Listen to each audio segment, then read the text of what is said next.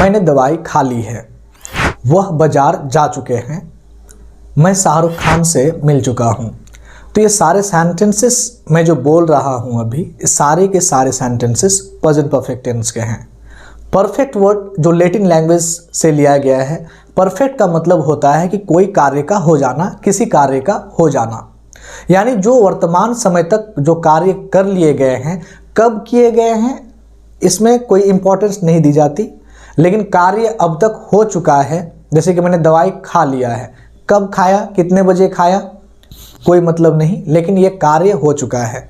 तो परफेक्ट का मतलब ऐसा नहीं कि परफेक्ट, जैसे कि मैं अभी देख लीजिए कि मैं इस साइड आ गया तो शायद क्लियर दिखाई नहीं देता हो, यहाँ आया, फिर भी मैं परफेक्ट नहीं हूँ, लेकिन अब मैं परफेक्ट हूँ, अब मैं आपको बिल्कुल सही रूप से दिखाई दे रहा हूँ।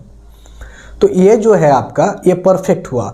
बिल्कुल ये मतलब इसके साथ लागू नहीं होता कि परफेक्ट का मतलब बिल्कुल परफेक्ट अच्छे ढंग से है। परफेक्ट का मतलब लिया गया है लैंग्वेज से, किससे, लैटिन लैंग्वेज से, जिसका मतलब क्या होता है कि कोई कार्य का हो जाना या फिर नहीं होना वर्तमान समय तक। जैसे मैं अब तक उससे बात नहीं किया हूँ, मैं उससे अभी तक नहीं मिला हूँ। तो ऐसे ऐसे कंडीशन में हम परफेक्ट टेंस का प्रयोग करते हैं। और हैज का प्रयोग ही, शी, इट और नेम के साथ करते हैं जो सिंगुलर होते हैं।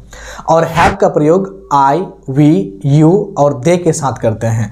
और उसके साथ साथ जब कभी एक नाम से अधिक आ जाते हैं, जैसे मोहन और सोहन, सीता और गीता, ऐसी स्थिति में हम हैव का प्रयोग करते हैं।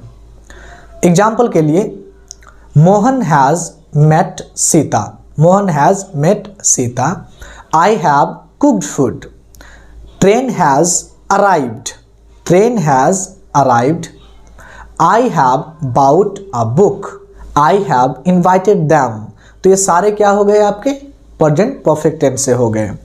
अगर थर्ड पर्सन सिंगुलर की बात करें, he has not taken tea yet, she has not passed matriculation yet, Shyam has not cooked food for the guests। तो ऐसे स्थान पर हम हैज का प्रयोग करते हैं। और साथ साथ बताते चले कि हैज टू और हैव टू का प्रयोग कहाँ करते हैं।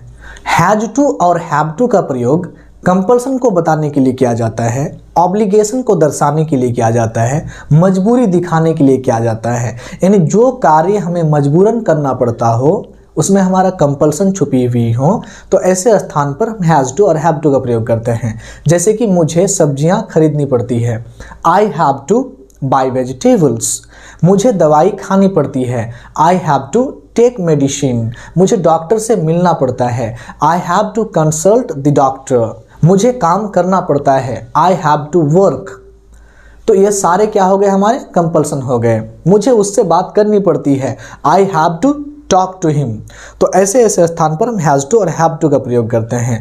और हैज़ हैव का प्रयोग हम साथ साथ करते हैं जब आपको पोजीशन दर्शाना होता है कि आपके पास कुछ होते हैं, जैसे कोई वस्तु, कोई इंसान, मित्र, दोस्त, जब भी होते हैं तो वहाँ भी हम हैज़ हैव का प्रयोग कर सकते हैं एज अ मेन वर्ब के रूप में। जैसे मेरे पास एक छाता है, I have an umbrella, I have an umbrella.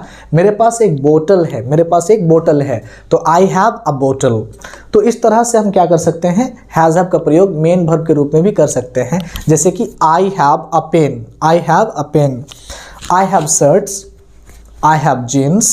तो इस तरह से हैज़ और हैव का प्रयोग मेन वर्ब के रूप में भी कर सकते हैं। तो हैज़ हैव का प्रयोग सबसे पहले हम प्रेजेंट परफेक्ट टेंस के रूप में करते हैं, जैसे कि he has gone, she has been killed, I have been invited. तो उसमें हैज़ हैव हो गया परफेक्ट टेंस के रूप में।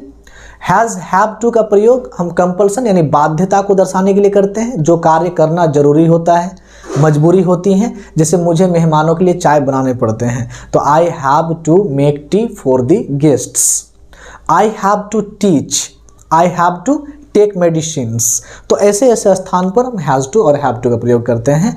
और जब आपके पास कोई पोजीशन होते हैं, जब आप कुछ रखते हैं, जैसे मेरे पास 4 मित्र हैं, I have 4 friends, I have 4 friends. मेरे पास 1 एकड़ जमीन है, आई हैव एन एकड़ of land, I have an एकड़ ऑफ लैंड। मेरे पास पैसे हैं, आई हैव मनी। मेरे पास काम है, आई हैव वर्क। तो इस तरह पे क्या करते हैं, इस तरह के स्थान पर हम हैज़ हैव का प्रयोग मेन वर्ब के रूप में करते हैं। तो आज के लिए इतना ही, मिलते हैं नेक्स्ट वीडियो में। Thanks for watching.